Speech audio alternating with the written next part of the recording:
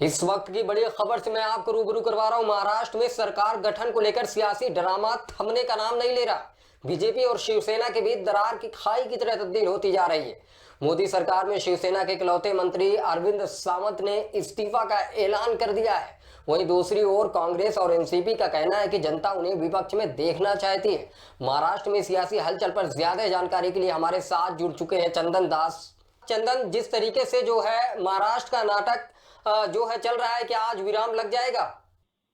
जैसे उम्मीद ये शाम 7:30 बजे तक का जो राज्यपाल ने जो समय दिए हैं कांग्रेस सेना को बहुमत साबित करने के लिए, हो सकता है इससे 4 बजे जो कांग्रेस की बैठक है, इस बैठक से पहले ही बैठक के बाद ही हो सकता है उसके ऊपर तंज लग जा सकता है, कि कुछ समाप्त हो सकता है, जो सियासी ड्रामा है खत्म हो सकता है।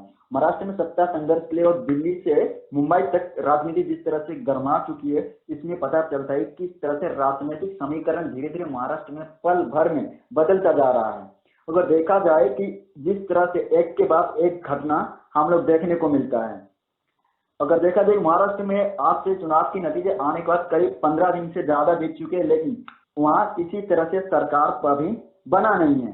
अब दूसरी तरफ देखा जाए कि राज्यपाल ने कल भाजपा को जो सरकार बनाने की न्योता दी थी, उस भाजपा ने वहां साबित कर दिया था कि हम सरकार नहीं बना सकते हैं क्योंकि उनके पास बहुमत नहीं है। इसके बाद से महाराष्ट्र में सरकार बनाने के लिए शिवसेना ने समर्थन को लेकर कांग्रेस और एनसीपी के साथ बातचीत हुई। इसके साथ बातचीत के बाद अब सरकार बनाने के लिए चंदन एक और जानकारी मिल रही है कि मोदी सरकार में शिवसेना के इकलौते मंत्री रहे अरविंद सावंत ने इस्तीफे का ऐलान कर दिया है।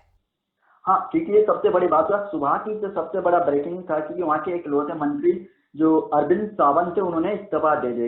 इसलिए कि खास तौर पर जो एनसीपी की जो बात है, एनसीपी की शर्त ये रखा था कि उनको एनडीए से बाहर होना पड़ेगा और एनडीए छोड़ना पड़ेगा। एनडीए की तरफ से जो भी उनका जो इकलौता मंत्री थे कि सांसद थे, तो अरविंद सावंत ने उन्होंने इस्तीफा दे चुके हैं और ट्वीट के माध्यम से उन्होंने ये जानकारी दी है।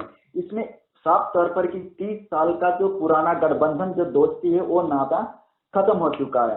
अब कहीं ना कहीं महाराष्ट्र की सत्ता को लेकर, जो कुर्सी के जंग को लेकर जिस तरह से राजनीतिक समीकरण एक के बाद एक धीरे धीरे पल पल बदलता रहा और एनडीए को ये नुकसान हुआ है। अब ये देखना होगा कि किस तरह से राजनीति में महाराष्ट्र में बीजेपी अपनी पकड़ मजबूत कर पाता है। लेकिन दूसरी तरफ आज से 7:30 बजे तक राज्यपाल भगत सिंह ने जो समय दिए हैं, इससे पहले अगर शिवसेना अपना बहुमत साबित कर देता है तो वहां की महाराष्ट्र की जनता के लिए सबसे अच्छी खबर भी हो सकता है। दूसरी बात यह कि यहाँ की जो महाराष्ट्र में राष्ट्रपति शासन लागू होने की जो बात कही जा रही है, तो इसमें कहीं ना कहीं समाप्त हो सकता है। अगर देखा जो अपडेट हम लोग के पास सीधी तौर पर मिल रहा है, कांग्रेस की जो वर्किंग कमेटी की बैठक हुई है उसमें सोनिया गांधी के नेतृत्व में कोई निर्णय अभी तक नहीं हुआ है।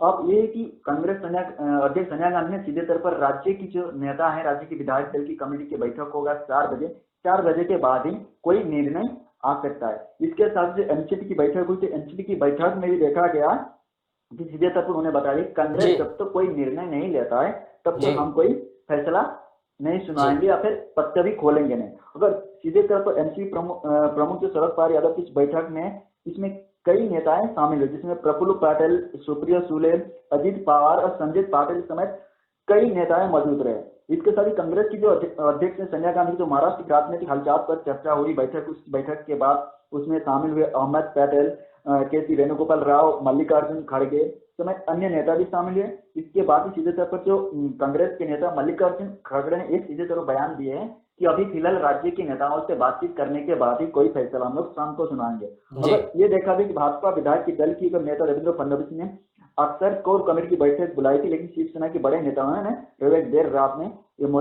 मातोश्री में ये बैठक हुई है। अगर देखा जाए कांग्रेस गठबंधन सरकार में शामिल होगी तो या नहीं, ये तो स्पष्ट अभी नहीं है, ये तो शाम को पता चला। लेकिन जो लोकसभा के विधानसभा के अध्यक्ष पद के लिए भी कांग्रेस खाते में जा सकता है और पूर्व मुख्यमंत्री पृथ्वीराज चौहान इसके लिए पहले पसंद होंगे। अगर देखा और भी दूसरी बात, उप मुख्यमंत्री पद एनसीपी को जा सकता है। चंदन मैं रोकना चाहूंगा, एक चीज और पूछना चाहता हूं कि जिस तरीके से महाराष्ट्र का ड्रामे में शिवसेना और बीजेपी की कभी जो है किस तरीके से नजरअंदाजी जो है, कभी हित की बात होती थी, कभी नाहित की बात होती, कभी जुड़ने की बात होती थी, कभी खुद को अलग अलग करने की बात होती रही है। तो ये जी तो सबसे पहले आपको बताएंगे जब बाला ठाकरे के साथ का हम लोग जाएंगे। बाला ठाकरे के साथ जब उन्होंने भाजपा के साथ गठबंधन करके वहां सरकार बनाए थे, तो इसके बाद कई तरीके से सामने मतलब कई तरह से विवाद नहीं सामने आया था। लेकिन 2014 के जो आम चुनाव के समय जिस तरह से भाजपा और शिवसेना ने अलग अलग चुनाव लड़े थे वहां के विधानसभा चुनाव में, इसके बाद लोकसभा में भी हम लोग देखे कि लोकसभा में बीजेपी और शिवसेना के अंदर टकराव देखने को मिला था, दरार आने लगा था।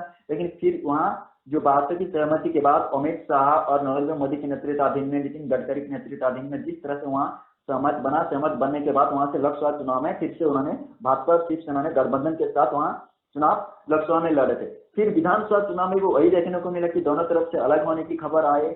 बाद में ये मामला जो सीट के बंटवारा को लेकर वहां भी शामिल हुआ, और बंटवारा को लेकर जिस तरह से मामला आगे बढ़ता गया, लेकिन बाद में उन्होंने गठबंधन बनाए और चुनाव भी लड़े। चुनाव में भी भाजपा और शिवसेना के गठबंधन को महाराष्ट्र की जनता ने वहां बहुमत दिए, लेकिन बहुमत के बावजूद भी आखिरकार शिवसेना और भाजपा की जो दरार हुआ वो कहीं ना कहीं महाराष्ट्र की राजनीति में एक नया संकेत के साथ साथ पूरे देश में जो क्षेत्रीय पार्टी है उस पार्टी को भी एक संकेत दिया। चंदन एक चीज और पूछना चाहूंगा कि बीजेपी और शिवसेना के बीच दरार क्या अब वाकई खाई में तब्दील हो चुका है?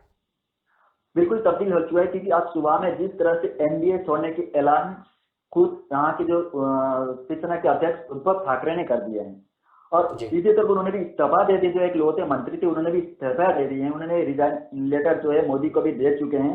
अगर इस तरह से मामला हो तो इससे पहले हम लोग अनुमान लगाया जा रहा है कि किसी तरह से भाजपा के साथ एक के बाद एक बातों को लेकर बहस जारी हुआ था। सीधे तौर पर उनका ये बात था कि 50-50 फार्मूला जो था, नहीं 2.5 साल की मुस्लिम का जो पर वो भाजपा के 2.5 साल रहेंगे और शिवसेना के 2.5 साल रहेंगे, और इससे कदाचित जो भाजपा है, भाजपा की पार्टी भारतीय जनता पार्टी उसको मानने के लिए तैयार नहीं था, जिसके कारण ये मामला सामने आया।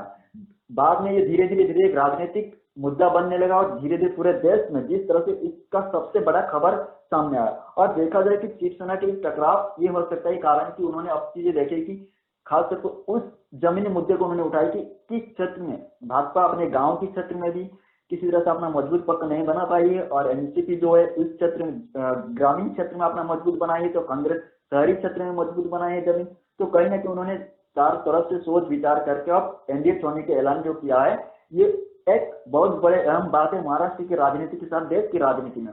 अगर देखा जाए कि 28 साल तक वहां सरकार शिवसेना और आपके भाजपा के गठबंधन के साथ चले थे। चंदन मैं रोकना चाहूंगा। चंदन, हमारे साथ जुड़ने के लिए बहुत बहुत शुक्रिया। चंदन, ये थे चंदन जाज, जिस तरीके से महाराष्ट्र के ड्रामे को लेकर जैसा